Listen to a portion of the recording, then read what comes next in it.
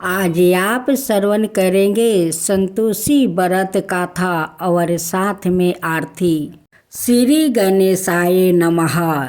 जय माता संतोषी। आज का यह पावन शुक्रवार भक्तों के लिए विशेष महत्व रहता है, क्योंकि इस दिन हम सब मिलकर सुनते हैं माँ संतोषी की व्रत गाथा। यह दिव्या गाथा जो सुख, शांति, संतोष और मनोवांछित वरदान प्रदान करने वाली है। संतोष की देवी, सरलता की अधिष्ठी और भक्तों की रक्षा करने वाली माता संतोषी अपने दर्शन मात्रा से हृदय की उदासी मिटा देती है।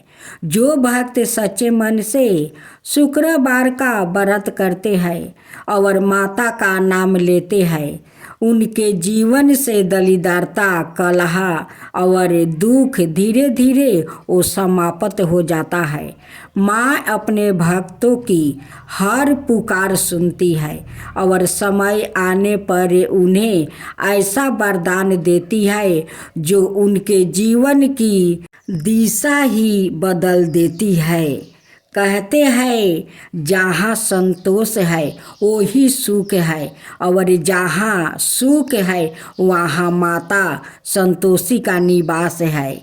आज की यह गाथा न केवल भक्ति का मार्ग दिखाती है, बल्कि यह भी सिखाती है कि धैर्य, प्रेम और संतोष रखने वाले भक्त को माता कभी खाली नहीं लौटाती। इस व्रत गाथा में माता कैसे अपने भक्तों के जीवन के अंधकार को प्रकाश में बदल देती है, कैसे संकटों को समाप्त कर आशीर्वाद की वर्षा करती है, इसका दिव्य वर्णन है। तो आइए मन को शांत कर श्रद्धा से भर कर माँ संतोषी की व्रत गाथा का पावन श्रवण आरंभ करे। जय संतोषी माता। एक सुदमिया नाम की औरत थी जिसके 7 बेटा था। उनमें से 6 कमाता था और 1 ना कमाने वाला था। ओ सुदमिया उन 6 को अच्छी रसोई बनाकर बड़े प्रेम से खिलाती है, पर 7वें को बाचा कुचा जूठन खिलाती है। परंतु वो भोला था, उसका मन में कुछ भी विचार नहीं करता था। एक दिन वो अपनी पत्नी से बोला, देखो मेरी माता को मुझसे कितने प्रेम करती है। उसने कहा, हाँ, वो तुम्हें जो सभिन की जूठन खिलाती है, फिर भी तुम्हें ऐसा कहते हो। वो चाहे तो तुम समय आने पर देख सकते हो। एक दिन बहुत बड़ा त्योहार आया। सुदमिया ने 7 प्रकार के भोजन और चूरमे के लड्डू बनाई। 7वां लड़का यह बात जांचने के लिए सिर दुखाने का बहाना करके पतला कपड़ा ओढ़ कर वो सो गया और देखने लगा। माँ ने उनको बहुत अच्छे आसनों पर बैठाई और 7 प्रकार के भोजन और लड्डुओं परोस कर उन्हें बड़े प्रेम से खिला रही थी। जब वो 6 उठ गया तो माँ ने उनकी थालियों से जूठन इकट्ठी की और उनसे 1 लड्डू बनाई। फिर वो 7वें लड़के से बोली, आओ रे बीरू, रोटी खा ले। वो बोला, माँ मैं भोजन नहीं करूँगा, मैं तो परदेश जा रहा हूँ। माँ ने कहा, कल जाता है तो आज ही चला जा। वो घर से निकल गया। चलते समय उसे अपनी पत्नी की याद आ गई, जो गौशाले में कंधे थाप रही थी। वो बोला, हम परदेश को जा रहे हैं। आगे कूच कल तुम रहियो संतोष से, धर्म में अपना पालन करियो। इस पर उसकी पत्नी बोली, जाओ पिया आनंद से हमारी सोच हटाइए, राम भरोसे हम रहे, ईश्वर तुम्हें सहाय देहु, निशानी अपनी देखे धरु मैं धीरे, सुधी हमारी ना बिसारियो, राखियो मन गंभीरे। इस बात पर वो लड़का बोला, मेरे पास कुछ नहीं है, यह अंगूठी है, सो लो और मुझे भी अपनी कोई निशानी दे दो। वो बोली, मेरे पास क्या है, यह गोबर भरे हाथ है। यह कहकर उसने उसकी पीठ पर गोबर भरे हाथ की थापा मार दी। वहाँ से बीरू चल दिया। चलते समय वो दूर देश में पहुँच गया। वहाँ एक व्यापारी की दुकान पर जाकर बोला, भाई मुझे नौकरी पर रख लो। व्यापारी को नौकर की जरूरत थी। वो बोला, तनख्वाह काम देख कर देंगे, तुम रह जाओ। वो सवेरे 7 बजे से रात की 12 बजे तक नौकरी करने लगा। थोड़ी ही दिनों में सारा लेन देन और हिसाब किताब करने लगा। सेठ के 7-8 नौकर चाकर खाने लगे। सेठ ने उसे 2-3 महीने में आधे मुनाफा का हिस्सेदार बना दिया। 12 बरस में वो नामी सेठ बन गया और उसका मालिक उसके भरोसे काम छोड़कर कहीं बाहर चला गया। उधर उसकी औरत को सास और जेठनियाँ बड़ा कष्ट देने लगी। वो उसे लकड़ी लेने जंगल में भेजती, भूसी की रोटी देती, फूटे नारियल में पानी देती। वो बड़े कष्ट से जीवन बिता रही थी। एक दिन जब वो लकड़ी लेने जा रही थी तो रास्ते में उसने कई औरतों को व्रत करते देखा।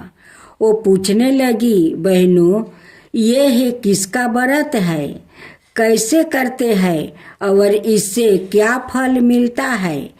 तो एक स्त्री बोली, यह संतोषी माता का व्रत है, इसके करने से मनोवांछित फल मिलता है। इससे गरीबी, मन की चिंताएं, राज के मुकदमे, कलहे, रोग नष्ट होते हैं और संतान सुख, धन संपदा, शांति, मन पसंद वर मिले। वो बाहर गए हुए पति के दर्शन होते हैं। उसने उस व्रत करने की विधि बता दिया। उसने रास्ते में सारी लकड़ियाँ बेच दी। वो गुड़ और चना ले लिया। उसने व्रत करने की तैयारी की। उसने सामने एक मंदिर देखा तो पूछने लगी, यह मंदिर किसका है? वो कहने लगी, यह है संतोषी माता का मंदिर है। वो मंदिर में गई और माता के चरणों में वो लुटने लगी। वो दुखी होकर मिनती करने लगी, माँ मैंने अज्ञानी हूँ, मैं बहुत दुखी हूँ, मैं तुम्हारी चरण में हूँ, मेरा दुख दूर करो। माता को दया आ गई। एक शुक्रवार को उसके पति का पत्र आया और अगले शुक्रवार को पति का भेजा हुआ धन मिला।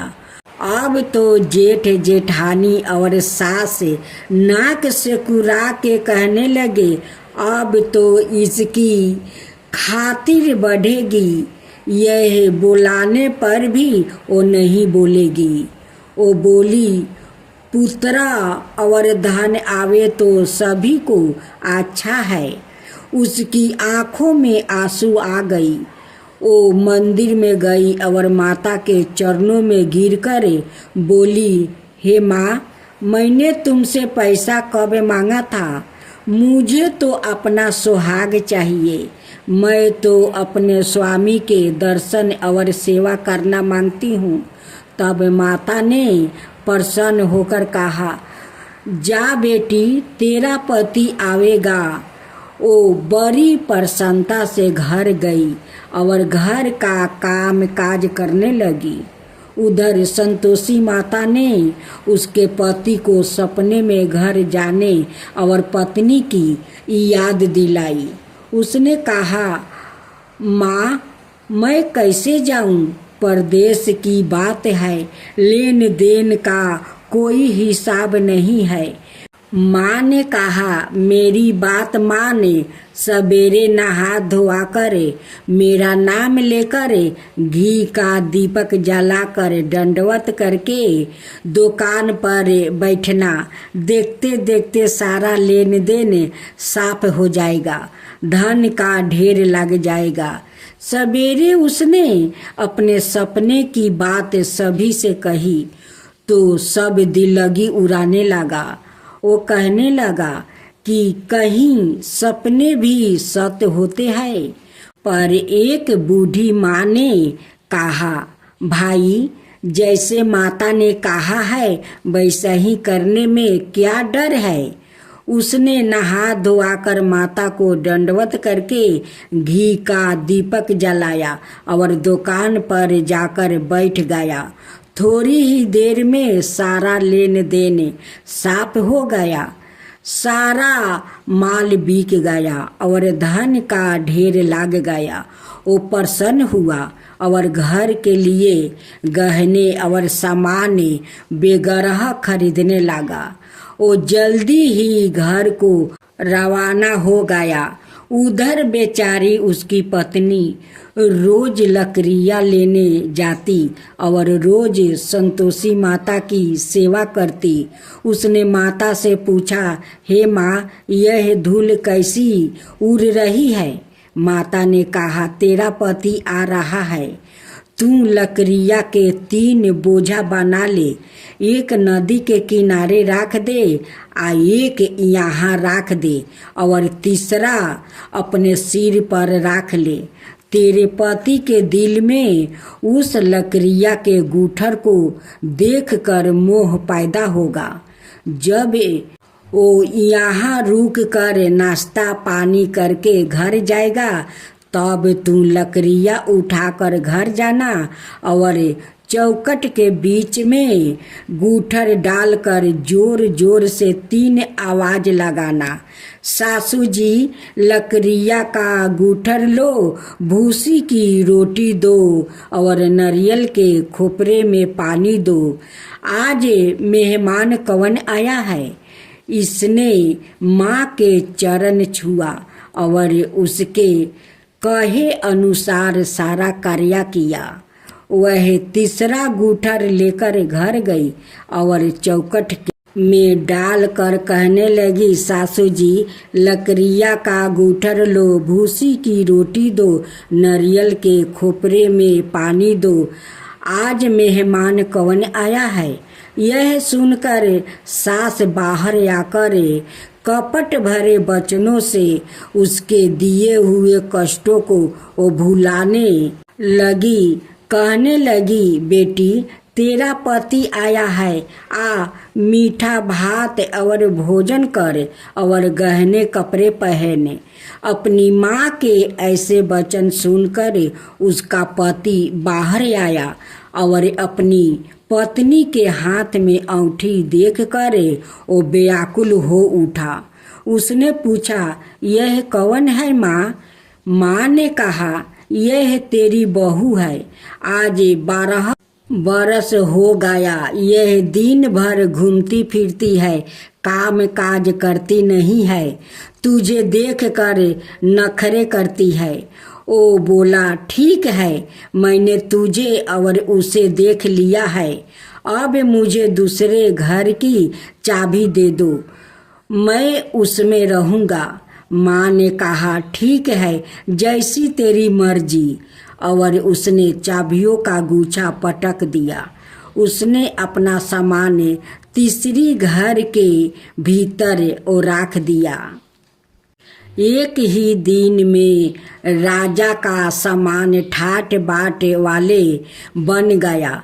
इतने में अगला शुक्रवार आया। बहू ने अपनी पति से कहा, मुझे संतोषी माता के व्रत का उद्यापन करना है। वो बोला, बहुत अच्छा, खुशी से कर लो। जल्दी ही उद्यापन की तैयारी करने लगी। उसने जेठ के लड़कों को भोजन करने के लिए कहा। उन्होंने मान लिया। पीछे से जेठानिया ने अपने बच्चों को सिखा दिया, तुम खटाई मांगना जिससे उसका उद्यापन पूरा ना हो। लड़कों ने भोजन कर लिया और खटाई मांगा। बहू कहने लगी, भाई खटाई किसी को नहीं दी जाएगी, यह तो संतोषी माता का प्रसाद है। लड़के खड़े हो गए और बोले, पैसा लाओ। वो भोली कुछ नहीं समझ सकी उनका क्या भेद है। उसने पैसा दे दिया और वो इमली की खटाई मंगाकर खाने लगा। इस पर संतोषी माता ने उस पर क्रोध हो गई। राजा के दूत उसके पति को पकड़ कर ले गया। वो बेचारी बड़ी दुखी हुई और रोती हुई माता जी के मंदिर में गई और उनके चरणों में गिरकर कहने लगी, हे माता, यह क्या किया? हंसा कर अब तुम मुझे क्यों रुलाने लगी? माता बोली, पुत्री, मुझे दुख है कि तुमने अभिमान करके मेरा व्रत तोड़ा है और इतनी जल्दी सब बातें भुला दिया। वो कहने लगी, माता, मेरा कोई अपराध नहीं है। मुझे तो लड़कों ने भूल में डाल दिया। मैंने भूल से ही उन्हें पैसा दे दिया। माँ, मुझे क्षमा करो माँ। मैं दोबारा तुम्हारा उद्यापन करूंगी। माता बोली, जा, तेरा पति रास्ते में आता हुआ ही मिलेगा। उसे रास्ते में उसका पति मिला। उसके पूछने पर वो बोला, राजा ने मुझे बुलाया था, मैं उससे मिलने गया था। वो फिर घर चली गई। कुछ ही दिनों बाद फिर शुक्रवार आया। वो दोबारा पति की आज्ञा से उद्यापन करने लगी। उसने फिर जेठ के लड़कों को बुलाने गई। जेठानियों ने फिर वही बात सिखा दिया। लड़कों ने भोजन की बात पर फिर खटाई मांगने लगा। उसने कहा, खटाई कुछ भी नहीं मिलेगी, आना हो तो आओ, नहीं तो मत आओ। यह कहकर वो ब्राह्मणों के लड़कों को बुलाकर भोजन कराने लगी। यथाशक्ति उसने उन्हें दक्षिणा दी। संतोषी माता उस पर बड़ी प्रसन्न हुई। माता की कृपा से 9वें मास में उसके एक चंद्रमा के समान सुंदर पुत्रा हुआ। अपने पुत्रा को लेकर वो रोजाना मंदिर जाने लगी। एक दिन संतोषी माता ने सोचा कि यह रोज यहाँ आती है, आज मैं इसके घर चलूं और इसका संसार देखूं। यह सोचकर उसने एक भयानक रूप बनाई। सूर के समान ओठ, जिन पर मक्खियाँ भिनभिना रही थी। इसी सूरत में वो उसके घर गई। आंगन का चौखट में पाँव रखते ही उसकी सास बोली, देखो कोई डाइन आ रही है, इसे भगाओ, नहीं तो किसी को वो खा जाएगी। लड़के भागकर खिड़कियां बंद करने लगा। बीरू की पत्नी खिड़की से देख रही थी। वो ही से चिल्लाने लगी, आज मेरी माता मेरी ही घर आई है, आज मेरी माता मेरी ही घर आई है। यह कहकर उसने बच्चों को दूध पिलाने से हटा दिया। इतने में सास बोली, पगली किसे देख कर उतावली हुई है, बच्चों को पटक दिया। इतने में संतोषी माता के परिताप से वहाँ लड़के ही लड़के नजर आने लगा। बहू बोली, सासू जी, मैं जिसका व्रत करती हूँ यह वो ही संतोषी माता है। यह कहकर उसने सारी खिड़कियाँ खोल दिया। सबने संतोषी माता के चरणों पकड़ लिया और मिनती करने लगी, हे माता, हम मूर्ख है, अज्ञानी है, पापनी है, तुम्हारे व्रत की विधि हम नहीं जानती। तुम्हारा व्रत भंग कर हमने बहुत बड़ा अपराध किया है। हे जगत माता, आप हमारा अपराध क्षमा करो। इस पर माता उन पर प्रसन्न हुई। बहू को जैसे फल दिया वैसे ही माता सबको देना। अब संतोषी माता व्रत उद्यापन विधि, इसी विधि से तब तक व्रत करते रहे जब तक आपकी मनोकामना पूरी ना हो जाए। मनोकामना पूरी होने पर उद्यापन अवश्य करे। उद्यापन के लिए 2.5 सेर खाजा, मयन दार पूरी, खीर, चने की सब्जी और नैवेद्य रखे। घी का दीपक जलाकर संतोषी माता की गाथा कहे, जयकारा लगाकर नारियल फोड़े।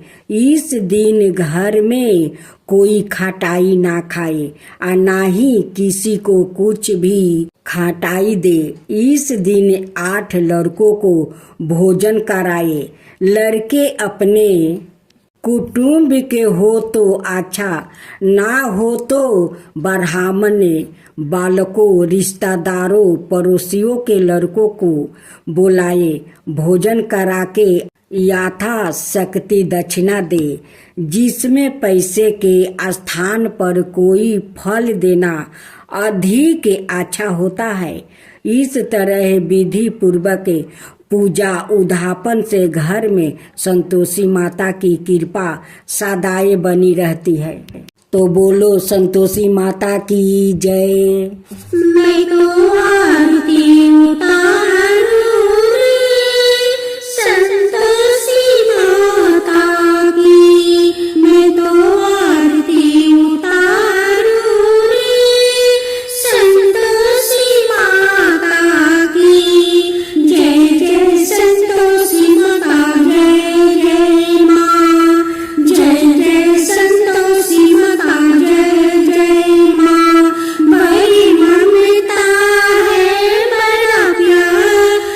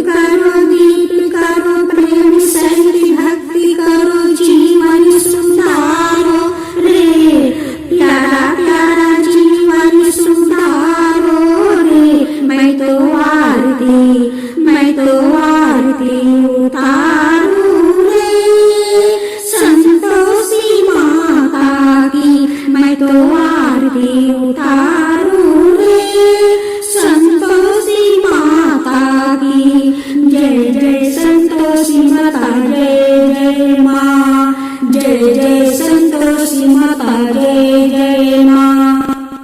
अब जब हमारी पावन गाथा और मंगलमयी आरती अपनी समाप्ति की ओर बढ़ रही है, तो आइए सभी भक्तजनों हाथों से माता पिता देवताओं को नमन करें। आज के इस शुभ अवसर पर हमने उनकी दिव्य लीला गाथाओं का श्रवण किया, आरती की, ज्योति से अपने जीवन को आलोकित किया।